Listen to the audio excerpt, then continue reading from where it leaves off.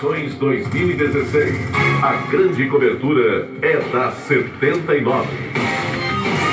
Aqui na Rádio 79 nós faremos essas 9 entrevistas com os candidatos a prefeitos de Ribeirão Preto. No dia 2 de outubro, durante toda a programação, a 79 receberá autoridades de Ribeirão Preto, economistas, professores, gente de todos os cantos e por toda parte da cidade que tem de alguma forma alguma atuação, né, no campo do desenvolvimento social, político, econômico, educacional, esportivo em Ribeirão Preto. Nós faremos aqui durante todo o dia das eleições momentos em que você, eleitor, você ouvinte, pode também participar com seus questionamentos, tá bom? É a grande cobertura das eleições. Vai ter também um repórter aí espalhado, né, alguns repórteres espalhados pela cidade, dando um pouco a panorâmica das eleições, falando sobre o movimento, as tendências, para que você possa acompanhar e ficar a par de todos os acontecimentos das eleições 2016. Bom, eu, Juninho Fonseca, Flávio Zeotti, Dana Vox, toda a equipe do Por Toda Parte, o Flávio Freitas, que também está por aqui hoje numa outra posição, né, comentarista esportivo, Rodrigo Arantes, Sandro, o João Pedro, nossa equipe Marcela Bagini, Claudete Feijó, a Chantal Azarrer, o Neymar, enfim, o Júnior Mota, todas as pessoas que contribuíram, Carlos Calisto, nosso padrinho, nosso diretor aqui da 79, conversamos com diversas pessoas, perguntando a elas o que elas queriam saber dos seus candidatos. Quais as perguntas, quais as inquietações, quais as necessidades, quais as expectativas para que esse novo candidato possa se desdobrar aí, né, e se empenhar na resolução dos problemas de Ribeirão Preto e construa no seu plano de governo, com certeza, situações favoráveis para a resolução desses conflitos todos que a gente tem acompanhado aí na grande mídia. A própria 79 também vem fazendo a sua cobertura e a sua repercussão. Eu quero começar aqui a minha primeira pergunta com uma introdução, candidato Wagner Rodrigues. E as frases que apareceram quando nós conversamos com diversas pessoas são as seguintes. Nesse atual governo Darcy Vera, constata-se uma série de problemas, uma série de questões que merecem ser apreciadas e levadas em consideração pelo candidato que possivelmente será o novo prefeito também de Ribeirão Preto, né? O atual governo ele está sendo acusado de estabelecer o cabide de emprego, de desonestidade e de incompetência. Após as 586 demissões, funcionários concursados estão sendo chamados para trabalharem na prefeitura. A Operação Sevandija está investigando fraude na prefeitura e na Câmara. Pessoas diretamente ligadas ao governo já foram presas pela Polícia Federal. O governo Darcy Vera entra para a história por ter sobrecarregado a folha de pagamento da máquina pública com funcionários sem concurso público, aposentados comissionados e por ter colocado os seus cabos eleitorais nos principais cargos de gestão em áreas importantes como da assistência social, da educação, dos esportes, da saúde e em todos os outros. Sendo que essas pessoas não possuem graduação nessas áreas ou têm formação profissional incompatível com a sua atuação. O senhor, candidato Wagner Rodrigues, pretende mudar esse perfil de governo? Como o senhor fará isso? Bom, Márcia, é importante a sua pergunta, até porque sobre essa questão relacionada aos cargos comissionados sem vínculo, que são essas pessoas que vêm para o serviço público através de indicação política, nós somos sabedores e sabemos exatamente o que ocorreu ao longo desse tempo todo. Numa atitude do governo desesperada de enganar e burlar a Constituição Federal, que fala que o ingresso no serviço público é somente através do concurso público, e a nossa atividade sindical, no caso, eu estava à presidência do Sindicato dos Servidores, há 2 ou 3 anos atrás nós iniciamos uma operação chamada Operação Sanguessuga, porque nós tínhamos a necessidade de saber qual era o tamanho dessa máquina pública em relação à contratação de cargos comissionados sem vínculo. Os servidores reclamavam para a gente todo momento que a qualquer dia, qualquer hora, chegava uma pessoa e falava: hoje eu sou teu chefe, hoje eu sou a pessoa que vou despachar com você diariamente. E essa pessoa, você não tinha uma relação, por exemplo, de que ela poderia realmente ser o chefe, como ela seria o chefe, porque não tem uma publicação sequer no Diário Oficial do município dizendo que aquele fulano que ingressou naquele momento no serviço público seria o chefe dali para frente. Nós fizemos essa operação para poder identificar. Fomos até o Ministério Público do Trabalho para poder parar com essa questão da contratação através que nós chamamos de quarteirização de serviço, porque foi contratado através da CODERP uma empresa que contratava trabalhadores. Logicamente que não eram trabalhadores. Nós temos sim uma grande parte dessas pessoas que estavam lá executando tarefas diárias importantes para a cidade, mas a grande parte dessas pessoas são cabides de emprego, cargos incomissionados sem vínculo, que não tem nenhum vínculo com a prefeitura. Nós temos que acabar com isso. No primeiro dia da prefeitura, quando nós fomos assumir agora, dia 1º de janeiro de 2017, nós vamos acabar com essa história em relação a cargos de comissão sem vínculo. Nós temos que investir no serviço público, na contratação das pessoas e criar mecanismos de transparência. Não pode uma pessoa ingressar ao serviço público e não ter o seu nome divulgado. Cabe a nós, através da lei da transparência, entregar todos os nossos bens quando assumimos um cargo público, no caso, ser servidor público concursado. E essas pessoas? Quem são essas pessoas? Ninguém sabe. Nós precisamos mudar esse paradigma hoje existente dentro da prefeitura. Mas é válido lembrar, é desse governo e de governos anteriores. Isso é uma prática de 15 anos que vem se estendendo ao longo do serviço público. O senhor então pretende fazer os concursos públicos? Nós temos que fazer concursos públicos. Por exemplo, Guarda Civil Municipal. Se nós não dobrarmos hoje o número efetivo, nós não temos um tipo de atendimento. E não é apenas para dar segurança nas unidades de saúde. O que falta, por exemplo, na saúde é a questão relacionada à gestão pública. Nós temos que ter uma saúde pública ampla. Agora, precisa de bens em relação ao patrimônio, fazer integração em relação às outras secretarias de contratação de servidores, como agentes administrativos, como agentes comunitários, como agentes, por exemplo, do controle de vetores, para dar necessidade de uma política pública e uma gestão mais ampla. Nós gostaríamos que o senhor, candidato, comentasse agora qual é a sua apreciação, como é que o senhor está lidando com a questão da Operação Servandija. Nós sabemos aí que diversos nomes, né, estão sendo investigados, tem algumas pessoas que foram inclusive presas, né, ligadas diretamente à prefeita Darcy Vera. Aparece principalmente ligada ao seu nome a advogada Maria Zueli Alves Librandi. Essa advogada teria dito que o senhor também pediu dinheiro a ela, assim, dando a entender que houve uma espécie de extorsão. Isso é verdade? Qual seria o seu parecer sobre isso? Olha, primeiro é importante ressaltar que ao chegar ao sindicato, essa senhora já não era mais advogada. Ela trabalhou brilhantemente para ganhar essa ação, que é a ação dos trabalhadores. Isso não é um dinheiro público. É importante também ressaltar que é honorários. Não sou advogado, não tenho procuração para defendê-la e, muito contrário, tenho procuração para defender seus honorários. Isso cabe aos advogados dela.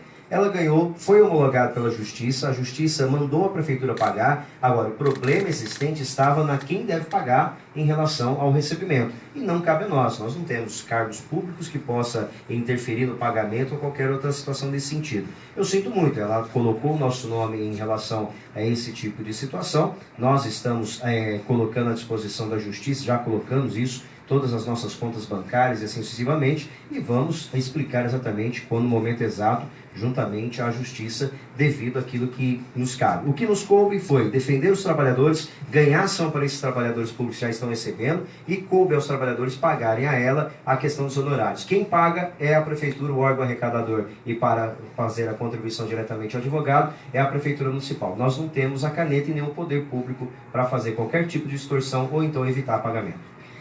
Candidato, nosso programa é voltado para as pessoas que têm interesse em esporte, né? A Vibe Esportiva, por exemplo, que é um quadro muito ouvido aqui na 79, vai ao ar 5 às 5h30. Nesse momento, com certeza, estão ligados e acompanhando a programação as pessoas que têm muito interesse pelo campo dos esportes. E eu tenho aqui na bancada, né, a felicidade de ter ao meu lado o Flávio Zeotti, que além de professor de histórias, é um professor também de comentário esportivo, né, Flávio? E tem o Juninho Fonseca, que foi secretário de Educação, dirigente esportivo, secretário de Esportes, né? Será que um dia você será de Educação? É premonição. Será? Pode ser. Pois é. E aí nós queremos agora partir para esse campo, né, fazer as nossas perguntas em torno da questão do esporte. Tem alguma consideração, Flávio, que você gostaria antes dele responder? Nós temos, né, o Ribeirão sempre teve projetos bastante importantes na área do esporte. Né? Saber se tem alguma questão que vai fomentar esses projetos, se vai melhorar, modificar, porque também de um tempo para cá as coisas não estão tão boas assim. Então, nessa questão de o que fazer, né? Como vai ser a atenção da sua administração para essa questão do esporte. Juninho Fonseca, você pode completar, por favor? Isso, eu queria já colocar junto, Wagner, para te facilitar. Ótimo. Você pode criar uma resposta mais ampla. Eu estive, você sabe que eu fui secretário, e a Secretaria de Esportes ela precisa de um impacto, né? A preocupação geral que a gente pode passar para que te permitam ampliar a resposta: quais seriam os investimentos no esporte de Ribeirão Preto, como e onde serão buscados os recursos para a execução do plano para o esporte, né? É uma pergunta pessoal que eu coloquei em função das que eu recebi: qual será o critério de escolha do seu secretário de esportes e dirigente esportivo? Aqui eu coloco, eu já amplio, Wagner, para as indicações, a possibilidade de indicações no listar da sequência, primeiro, segundo escalão. Se terá, essa pergunta tradicional, né? Se esse dirigente, o secretário, terá um perfil político ou um perfil técnico. Perfeito. Juninho, Flávio, eu acabei de sair de uma reunião agora com a juventude de Ribeirão Preto. Nós estamos falando um pouco sobre a questão de esportes, porque eles querem também ter acesso. Hoje as nossas comunidades estão praticamente isoladas, sem qualquer tipo de atividade esportiva, cultural ou qualquer de outro segmento. Mas nós estamos tratando sobre esporte nesse momento. Eu tenho 42 anos, eu sempre estudei em escola do Estado. E naquela época nós pensávamos e gostaríamos muito de participar, por exemplo, de jogos regionais. Era o nosso grande sonho. Existia um intercâmbio, uma interligação entre as escolas municipais, escolas estaduais, jogávamos vôlei, futebol, era uma brincadeira muito gostosa. E hoje você não vê um incentivo nesse sentido. Eu estou tratando em relação à juventude. Imagine a nossa necessidade de ter formação de novos atletas. Nós temos capacidade para isso. Ribeirão Preto tem essa condição. Ribeirão Preto é uma cidade calorosa, que ela consegue agradar a todas as pessoas que vêm de outros estados, de outras cidades, e que acaba, quando chega a Ribeirão Preto, acaba ficando. Isso é muito importante. Agora, é lamentável que Ribeirão Preto, no governo municipal, não tenha um reconhecimento que, através do esporte, é também uma prática de educação.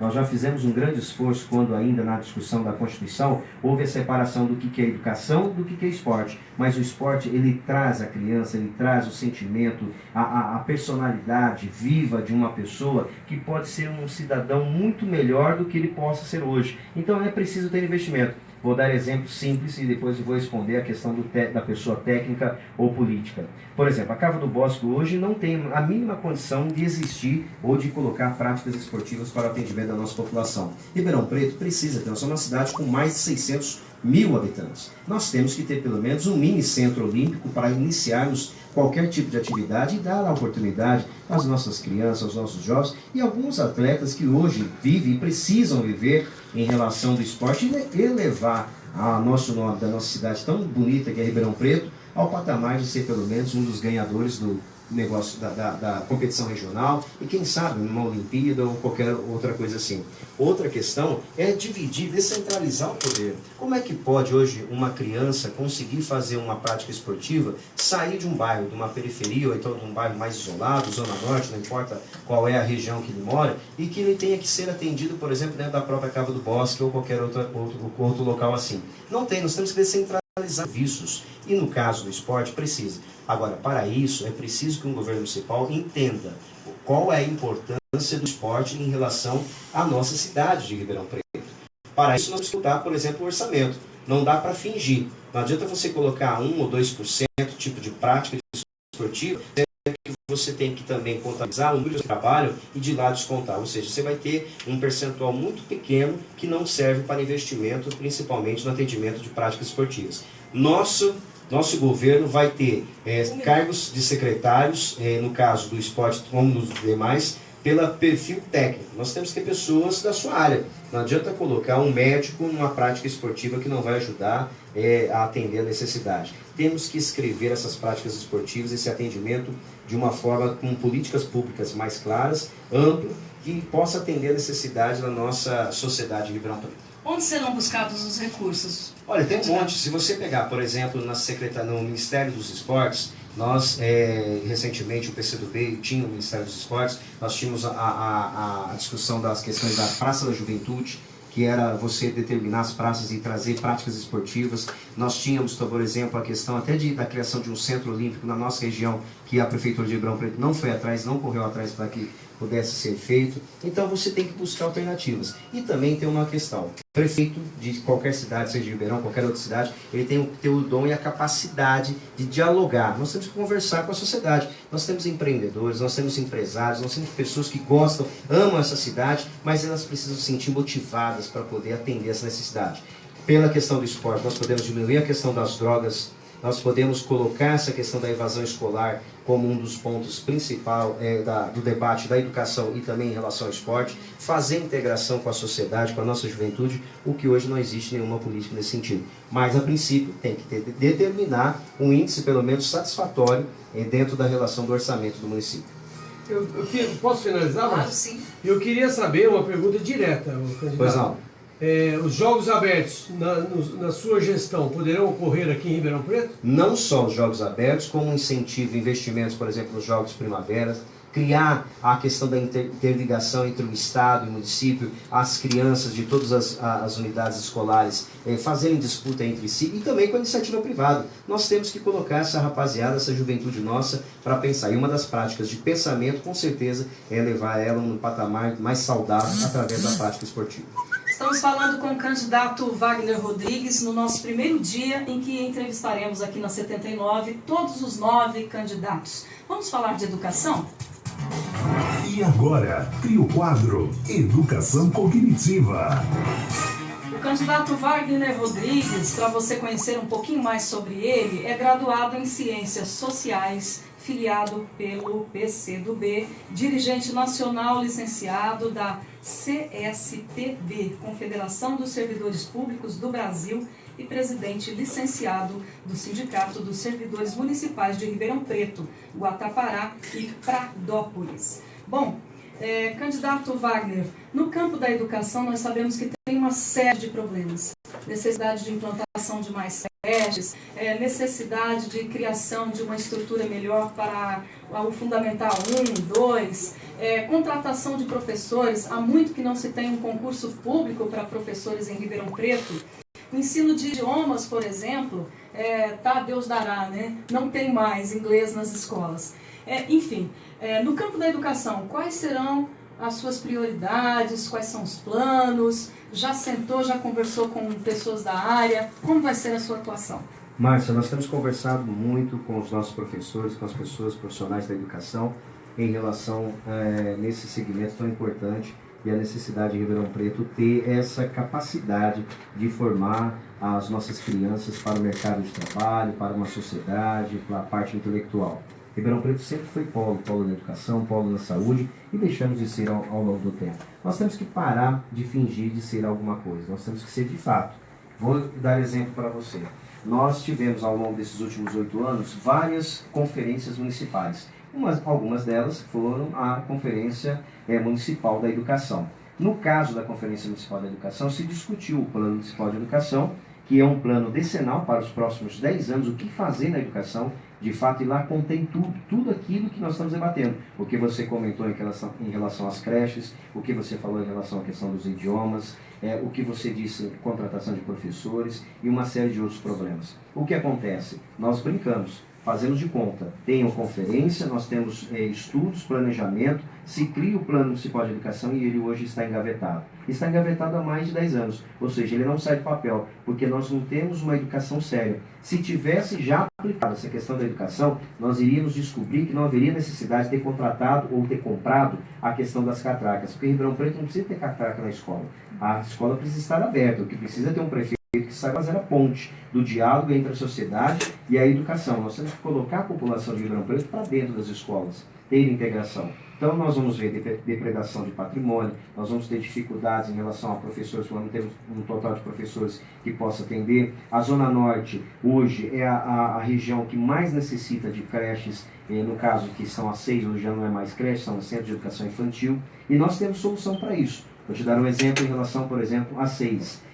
Nós temos hoje 17 núcleos, 14 núcleos, melhor dizendo, da assistência social, praticamente sem atendimento. Vamos transformar no início já para 6, para ter esse atendimento imediato, até que você possa construir as 17 escolas de 6 que está hoje colocado dentro do Plano Municipal de Educação. Nós temos que ter, por exemplo, um controle financeiro. Isso tudo apontado, não está no nosso programa, não está apontado no Plano Municipal de Educação. Porque na educação, se nós atendermos todos os itens colocados em relação ao Plano Municipal de Educação, nós vamos chegar numa educação de qualidade.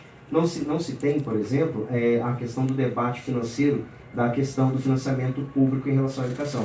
Ou seja, por isso que ocorreu a questão da catraca. Então, tem solução, existem mecanismos para isso. O que precisa é dialogar, é reconhecer que os espaços públicos, a participação popular nas decisões das construções de políticas públicas voltadas para a educação, ela tem que ser garantida. Não adianta abrir a conferência e dizer que vai fazer. Tem que fazer, tem que planejar, tem que escrever, documentar, mas tem que aplicar. O prefeito tem que ter essa responsabilidade da aplicação daquilo que foi debatido pela sociedade. Senão, não tem o porquê fazer essa reunião. Fazer de conta, nós não queremos. Sabemos muito bem. Eu, há 24 anos, sou servidor público, sou da área da saúde, mas há 12 anos estou na presidência do Sindicato de Servidores e sei exatamente o problema que acontece hoje em relação à educação em Ribeirão Preto. 5 horas e 33 minutos, você que ligou o seu rádio agora está acompanhando a entrevista com o primeiro candidato sorteado, que é o Wagner Rodrigues. Conversamos com ele já sobre esportes, falamos sobre educação, já abordamos a questão da Operação Sevandija e agora falaremos sobre saúde. E agora, tem o quadro Saúde é o que interessa. Candidato Wagner Rodrigues, faltam postos de saúde, falta cumprir aquela lei do SUS que diz que em todos os bairros ou o mais próximo possível do cidadão ele precisa ser atendido, falta atender bem a saúde da mulher em Ribeirão, a saúde da criança. Ribeirão está um caos na saúde, faltam médicos, é muito problema. Eu sei que em razão das muitas coligações, muitas vezes os problemas são mais fáceis, ou fica mais fácil de resolver os problemas, mas isso também traz outras questões. Eu queria saber do senhor, aqui para o nosso ouvinte que ligou, perguntando como é que o senhor vai lidar com esse caos? Olha, eu vou responder através de uma ilustração que o ex-secretário da Saúde, Dr. Luiz Carlos Caia, já falecido, ele disse muito bem, nós precisamos fazer prevenção. A única prevenção que deu resultado no Brasil foi a prevenção em relação à poliomielite, porque ela deixava marcas, deixava sequelas, então a população aprendeu. Nós temos que mudar essa cultura de saúde em Ribeirão Preto, e para isso precisa mudar a cultura de saúde já dos gestores. Porque se nós iniciarmos um incentivo maior na questão da prevenção, nós vamos diminuir muito a questão do curativo.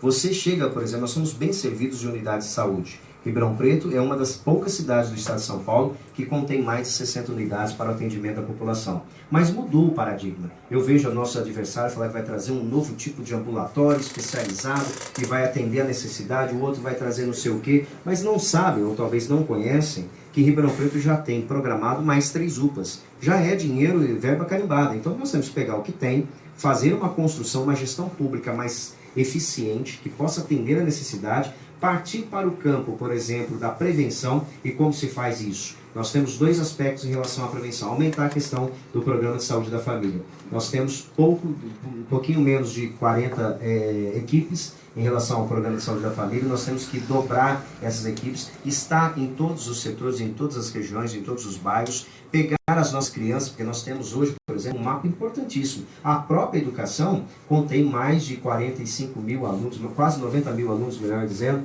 que são da educação infantil, da educação fundamental, né, e também no ensino médio.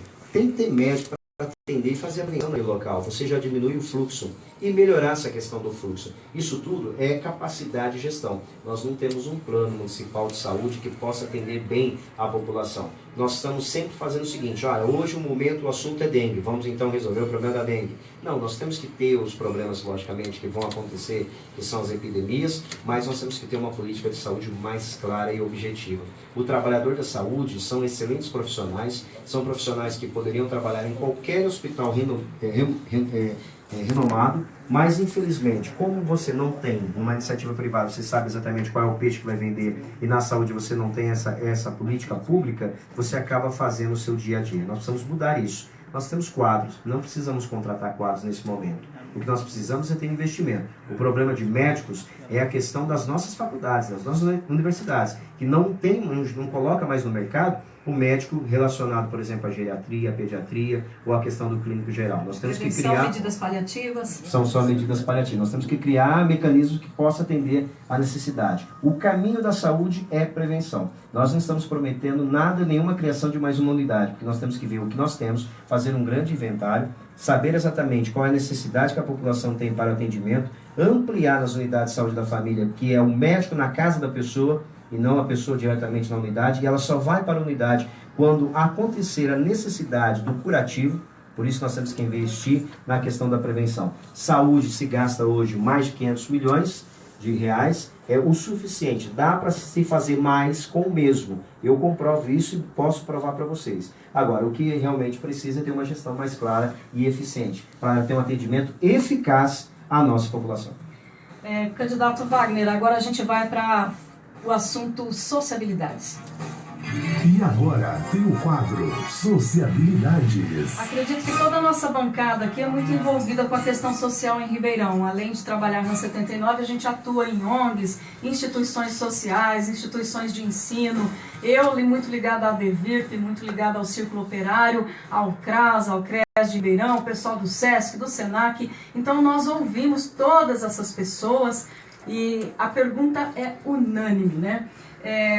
O que o nosso candidato ao prefeito, né, eleito pelo eleitor, pelo povo de Ribeirão Preto, vai fazer para resolver essa questão?